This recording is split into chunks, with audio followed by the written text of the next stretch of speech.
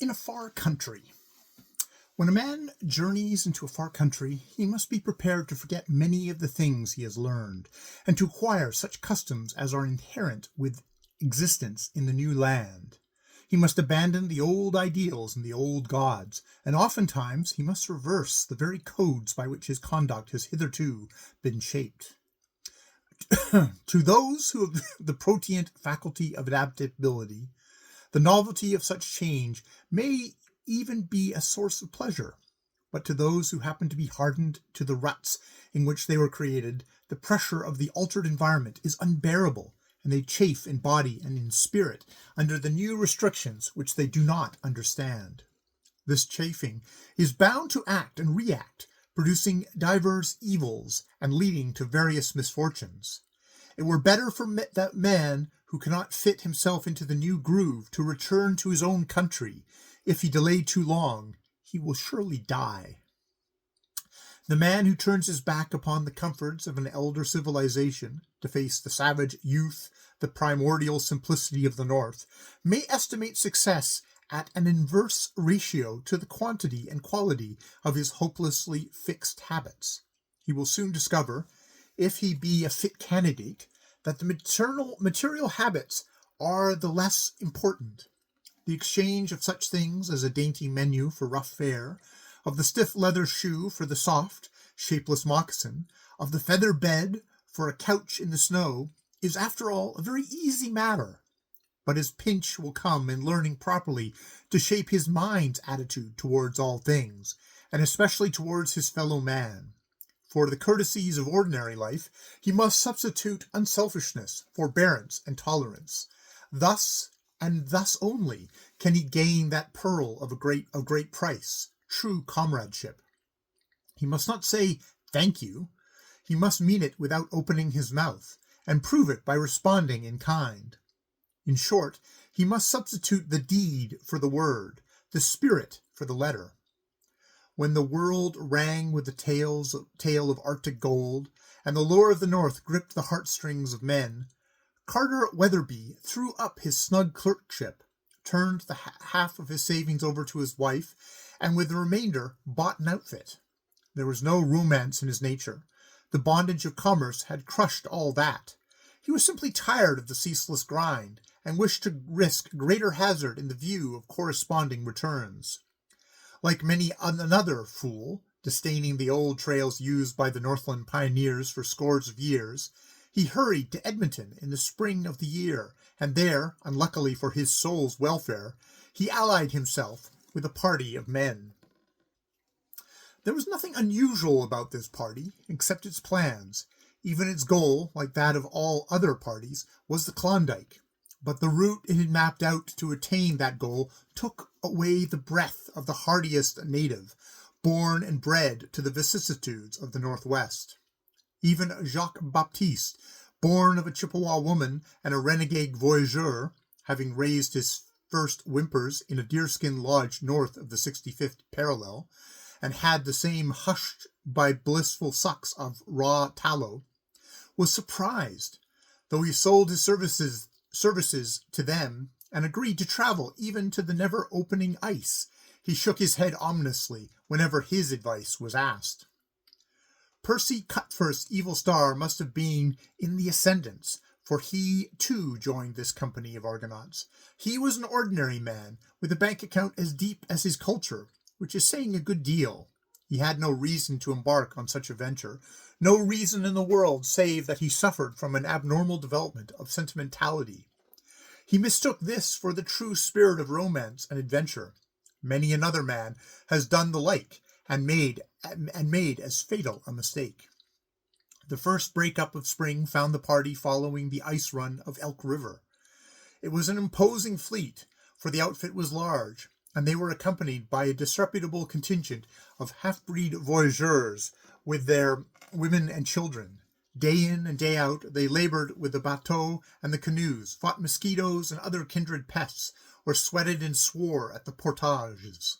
Severe toil like this lays a man naked to the very roots of his soul, and ere Lake Athabasca was lost in the south, each member of the party had hoisted his true colors. The two shirks and chronic gamblers were Carter Weatherby and Percy Cuthbert. The whole party complained less of its aches and pains than did either of them. Not once did they volunteer for the 1,001 petty duties of the camp. A buck of water to be brought, an extra armful of wood to be chopped, the dishes to be washed and wiped, a search to be made through the outfit for some suddenly indispensable article, and these two effete scions of civilization discovered sprains or blisters requiring instant attention. They were the first to turn in at night, with score of tasks yet undone, the last to turn out in the morning, when the start should be in readiness before the breakfast was begun. They were the first to fall to at mealtime, the last to have a hand in the cooking, the first to dive for a slim delicacy, the last to discover they had added to their own another man's share. If they toiled at the oars, they slyly cut the water at each stroke and allowed the boat's momentum to float up the blade. They thought nobody noticed, but their comrades swore under their breaths and grew to hate them, while Jacques-Baptiste sneered openly and damned them from morning till night. But Jacques-Baptiste was no gentleman.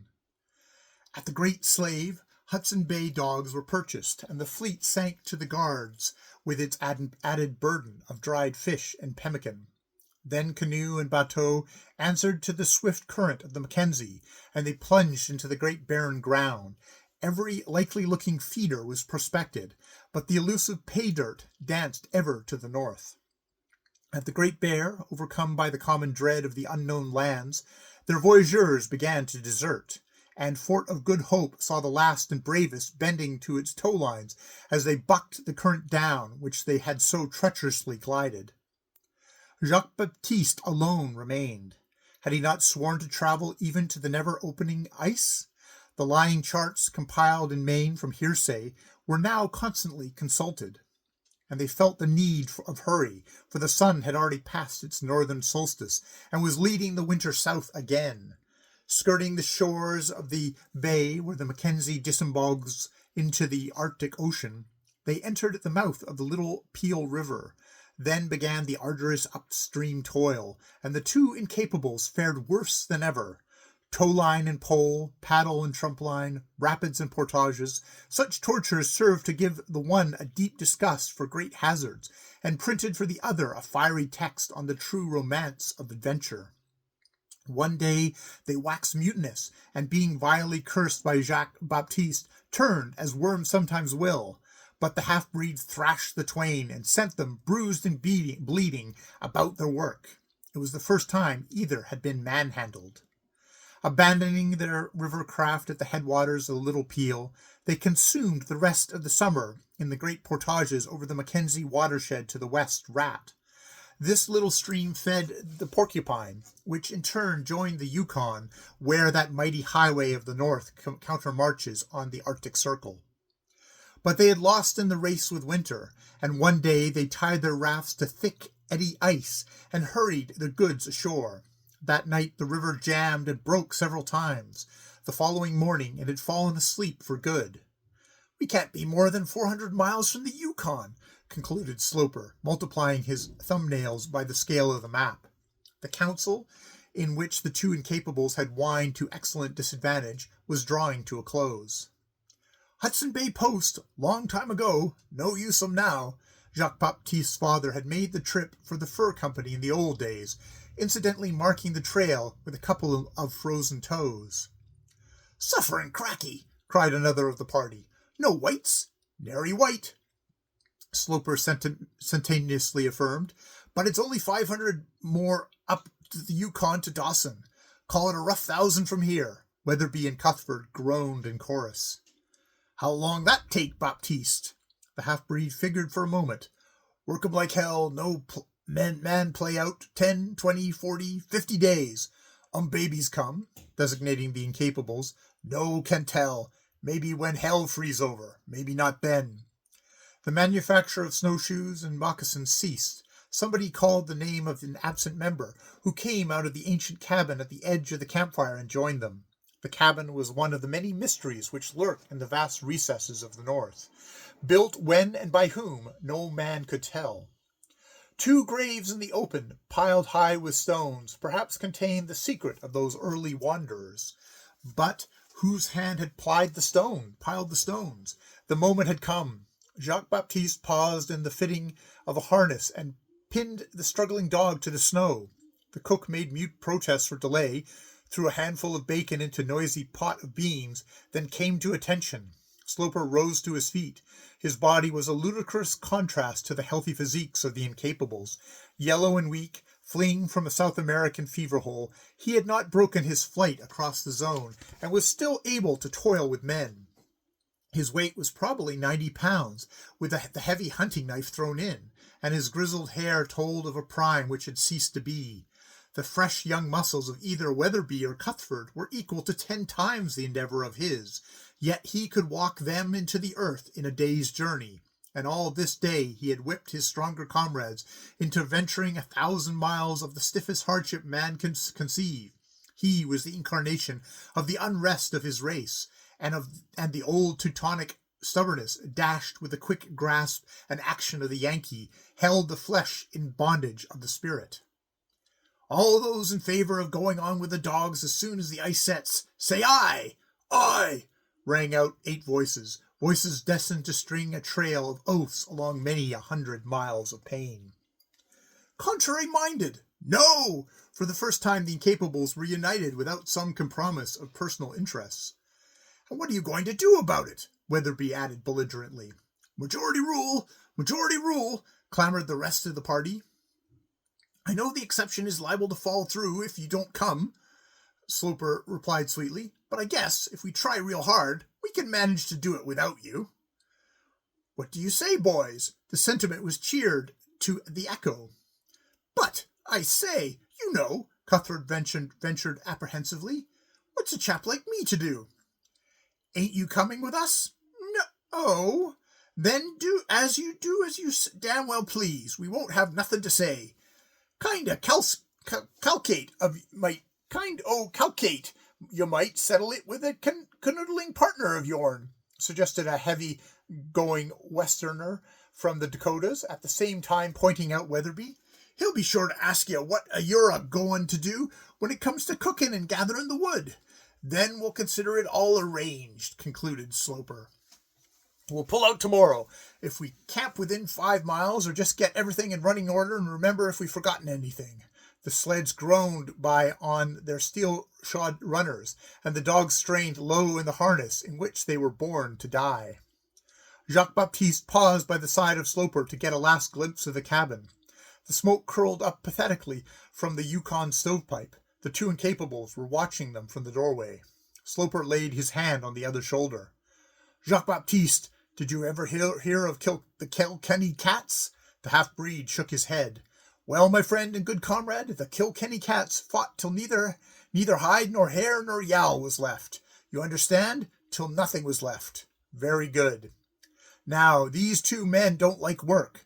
They'll be all alone in that cabin all winter, a mighty long, dark winter. Kilkenny cats. Well? The Frenchman and Baptiste shrugged his shoulders, but the Indian in him was silent. Nevertheless, it was an eloquent shrug, pregnant with prophecy. Things prospered in the little cabin at first. The rough bandage of their comrades had made Weatherby and Cuthbert conscious of the mutual responsibility which had developed upon them. Besides, there was not so much work after all for 2 healthy men, and the removal of the cruel whip-hand, or in other words, the bulldozing half-breed, had brought with it a joyous reaction. At first each strove to outdo the other, and they performed petty tasks with unction, which they would have opened the eyes of their comrades, who were now wearing out bodies and souls on the long trail. All care was banished. The forest, which shouldered in upon them from 3 sides, was an inexhaustible wood-yard.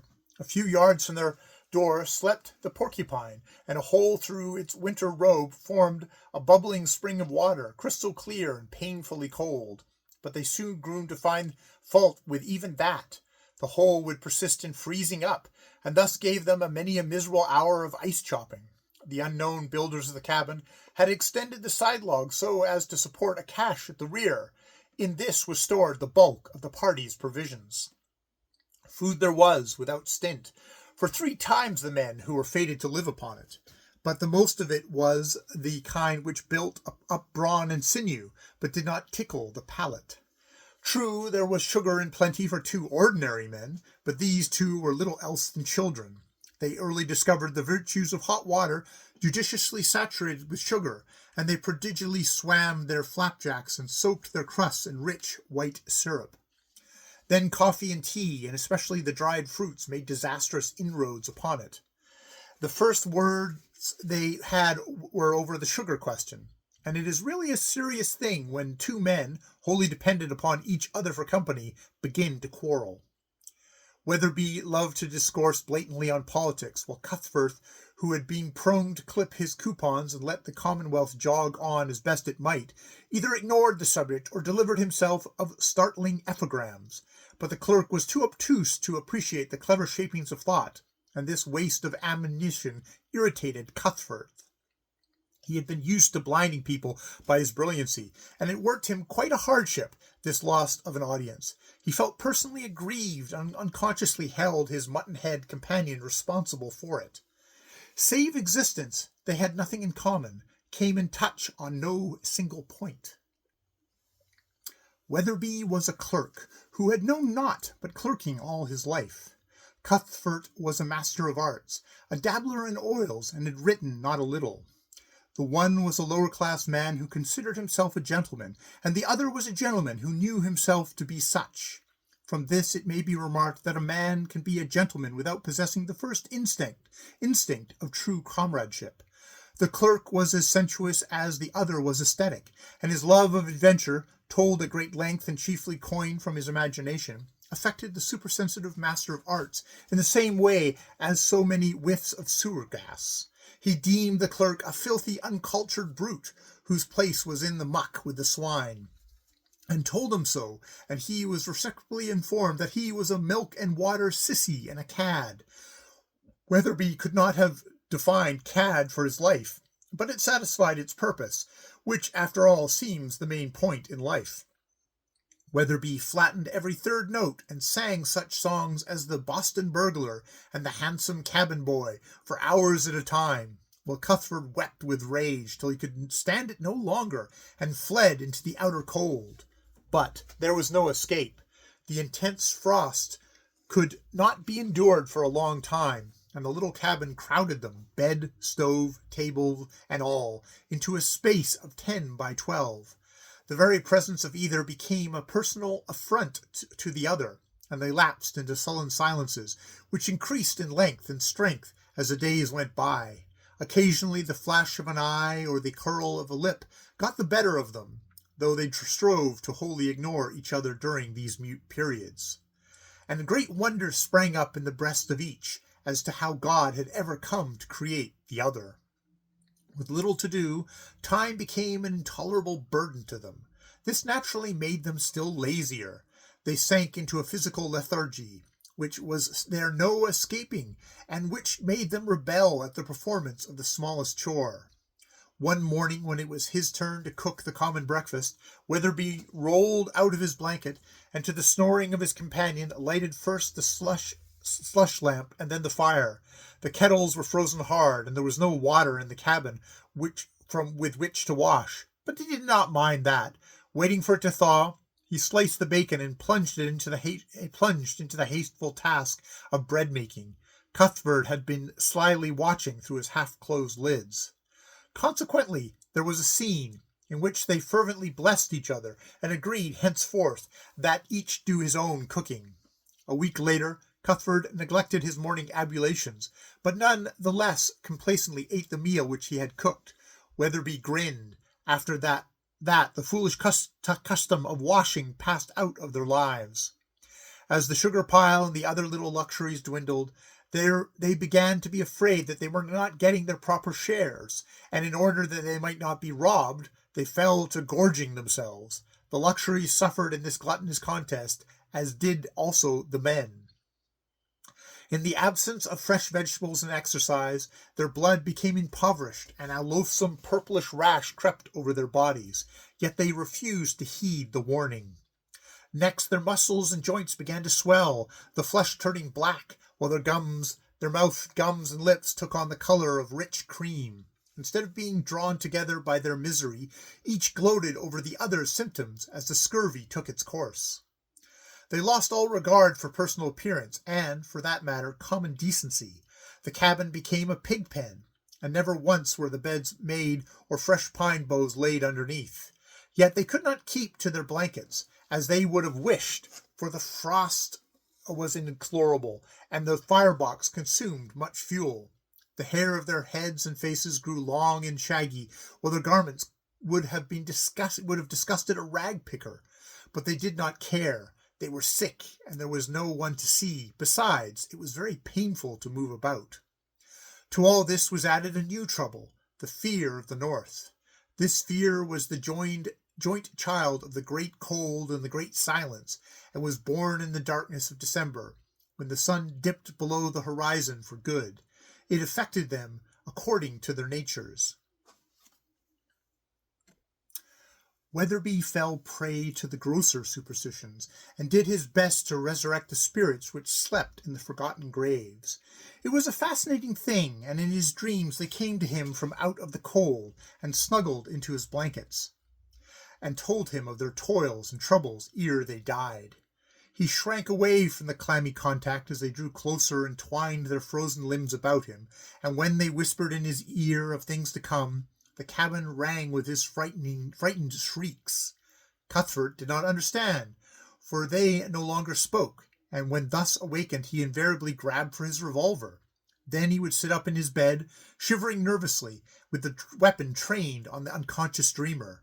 Cuthbert deemed the man going mad, and so came to fear for his life.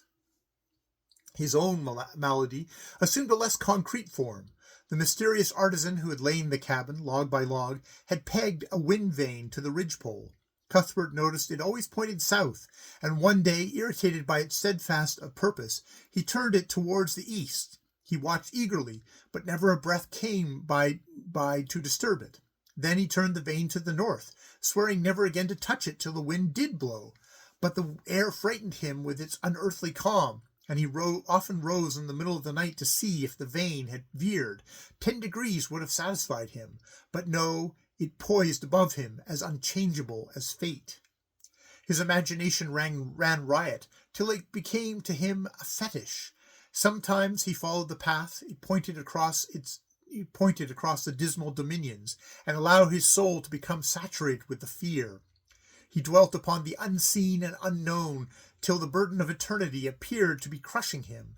Everything in the Northland had that crushing effect, the absence of life and motion, the darkness, the infinity peace of the brooding land, the ghastly silence which made the echo of each heartbeat a sacrilege, the solemn forest which seemed to guard an awful, inexpressible something which neither word nor thought could compass. The world he had so recently left, with its busy nations and great enterprises, seemed very far away. Recollections occasionally obtruded, recollections of marts and galleries and crowded thoroughfares, of evening dress and social functions, of good men and dear women he had known. But they were dim memories of a life he had lived long centuries agone on some other planet. This phantasm was the reality. Standing beneath the wind vane, his eyes fixed on the polar skies, he could not bring himself to realize that the Southland really existed, and that at this very moment it was aroar with life and action.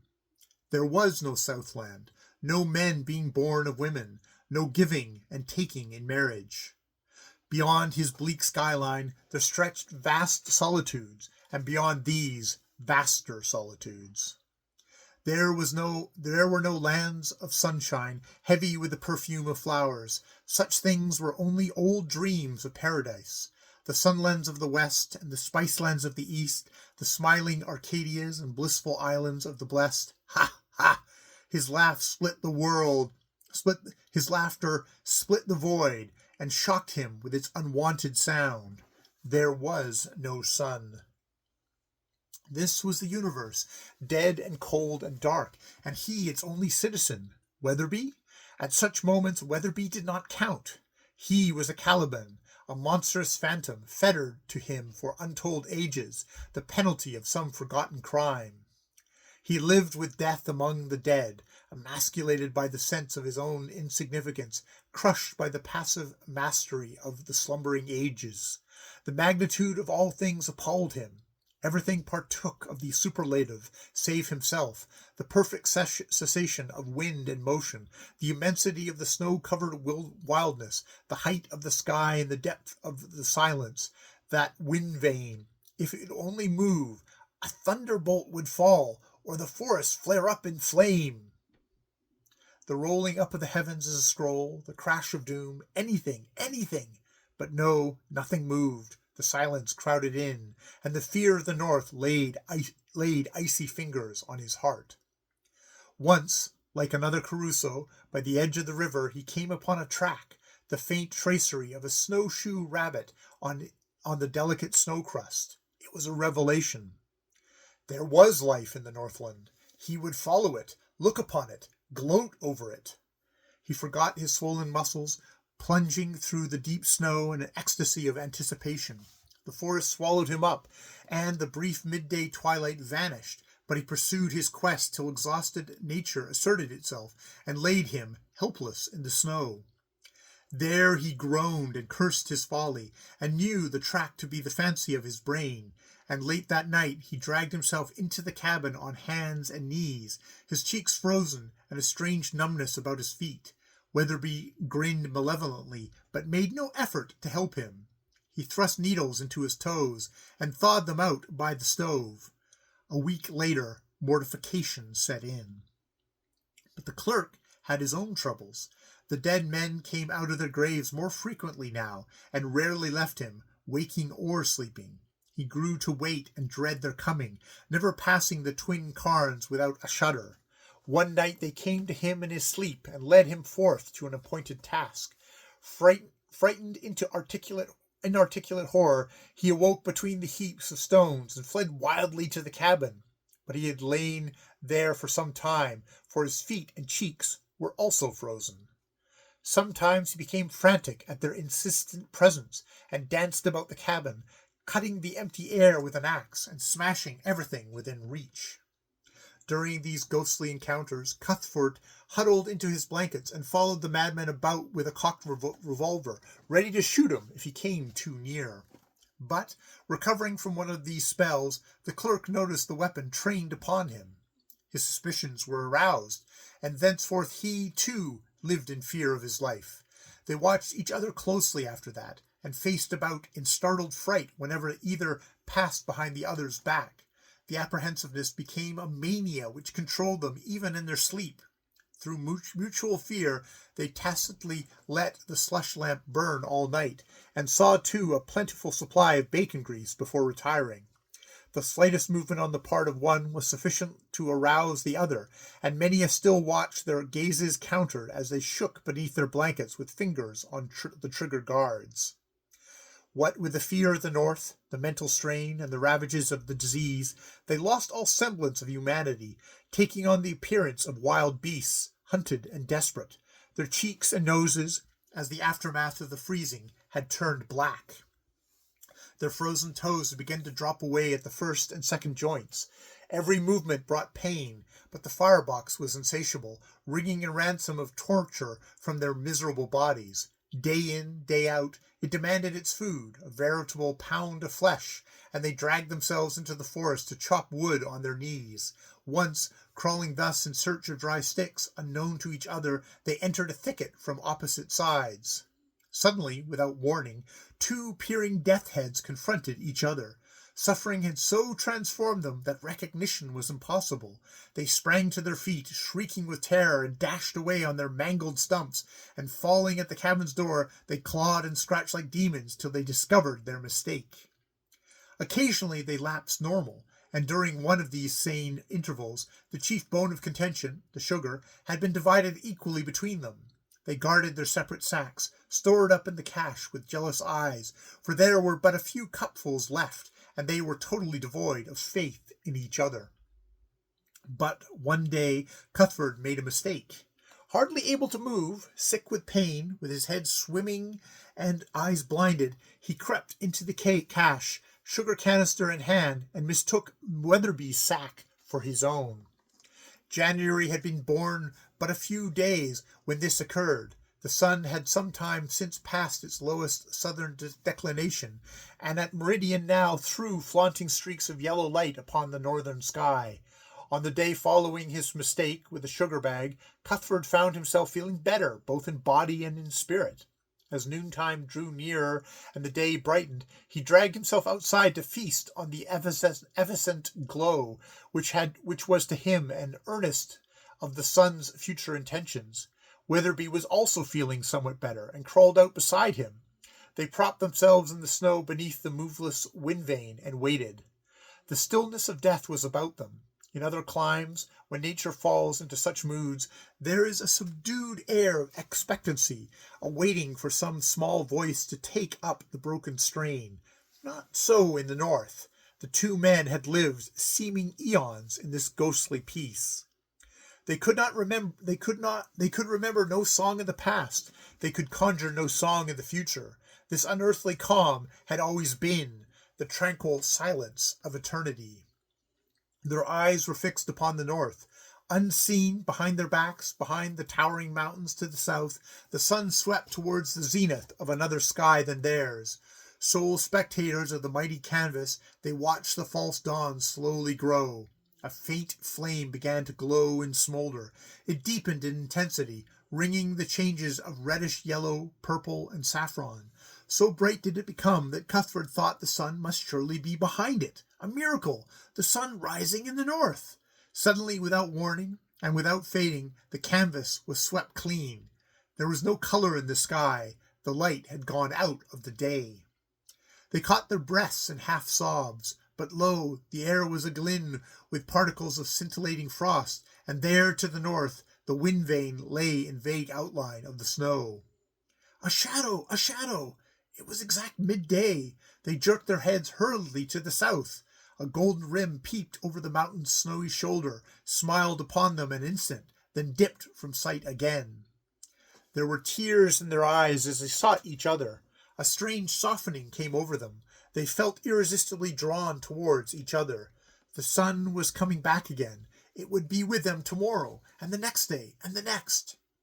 And it would stay longer every visit, and a time would come when it would ride their heaven day and night, never once dropping below the skyline. There would be no night.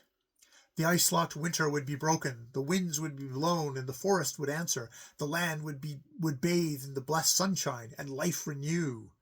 Hand in hand, they would quit this horrid dream and journey back to the southland. They lurched blindly forward, and their hands met, their poor maimed hands, swollen and distorted beneath their mittens. But the promise was destined to remain unfulfilled.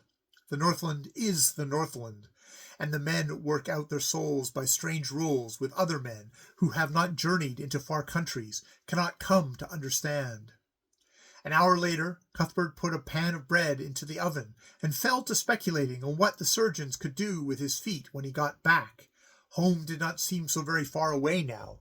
Weatherby was rummaging in the cache. Of a sudden, he raised a whirlwind of blasphemy, which turned ceasing with startled abruptness. The other man had robbed his sugar sack. Still, things might have happened differently had not the two dead men come out from under the stones and hushed the hot words in his throat. They led him quite gently from the cache, which he forgot to close. That consummation was reached, that something they had whispered to him in his dreams was about to happen. They guided him gently, very gently, to the woodpile, where they put the axe in his hands. And then they helped him to shove open the cabin door, and he felt sure they shut it after him. At least he heard it slam, and the latch fall sharply into place, and he knew they were waiting just without, waiting for him to do his task. "Carter! I say, Carter!" Percy Cuthbert was frightened at the look on the clerk's face, and he made haste to put the table between them. Carter Weatherby followed, without haste and without enthusiasm. There was neither pity nor passion in his face, but rather the patient, stolid look of one who has a certain work to do and goes about it methodically. "I say, what's the matter?" The clerk dodged back, cutting off his retreat to the door, but never opening his mouth. "I say, Carter, I say, let's talk. There's a good chap." The Master of Arts was thinking rapidly now, shaping a skillful flank movement on the bed where his Smith & Wesson lay. Keeping his eyes on the madman, he rolled backwards on the bunk, at the same time clutching the pistol. "Carter!" The powder flashed full in Weatherby's face, but he swung his weapon and leapt forward. The axe bit deeply at the base of the spine, and Percy Cuthbert felt all consciousness of his lower limbs leave him. Then the clerk fell heavily upon him, clutching him by the throat with feeble fingers. The sharp bite of the axe had caused Cuthbert to drop the pistol, and as his lungs panted for release, he fumbled aimlessly for it among the blankets. Then he remembered. He slid a hand up to the clerk's belt, to the sheath knife, and they drew very close to each other in that last clinch. Percy Cuthbert felt his strength leave him. The lower portion of his body was useless. The inert weight of Weatherby crushed him and pinned him there like a bear under a trap. The cabin became filled with a familiar odor, and he knew the bread to be burning. Yet what did it matter? He would never need it. And there was all of 6 cupfuls of sugar in the cache. If he had foreseen this, he would not have been so saving the last several days. Would the wind vane ever move? Why not? Had he not seen the sun today? Would he not go and see? No, it was impossible to move. He had not thought the clerk so heavy a man. How quickly the cabin cooled. The fire must be out. The cold was forcing in. It must be below 0 already, and the ice creeping up the inside of the door. He could not see it, but his past experience enabled him to gauge its progress by the cabin's temperature. The lower hinges must be white-ear now. Would the tale of this ever reach the world? How would his friends take it? Would they read it over their coffee, most likely, and talk it over at the clubs? He could see them very clearly. "Poor old Cuthbert," they murmured. "Not such a bad sort of chap, after all." He smiled at their eulogies, and passed on in search of a Turkish bath. It was the same old crowd upon the streets. Strange, they did not notice his moose-hide moccasins and tattered German socks. He would take a cab, and after the bath a shave that would not be bad. No, he would eat first. Steak and potatoes and green things, how fresh it all was. What was that? Squares of honey, streaming limber amber. But why did they bring so much? Ha ha! He could never eat it all. Shine? Why, certainly. He put his foot on the box. The boot-black looked curiously up at him, and he remembered his moose-hide moccasins, and went away hastily. Hark! The wind vane must surely be spinning. No, a mere singing in his ears. That was all. A mere singing. The ice must have passed the latch by now. More likely the upper hinge was covered. Between the moss-chinked roof poles, little points of frost began to appear. How slowly they grew. No, not so slowly. There was a new one. There was another. 2, 3, 4. They were coming too fast to count. There were 2 growing together, and there a third had joined them. Why, there were no more spots. They had run together and formed a sheet. Well, he would have company. If Gabriel ever broke the silence of the north, they would stand together, hand in hand, before the great white throne, and God would judge them. God would judge them. Then Percy Cuthbert closed his eyes and dropped off to sleep.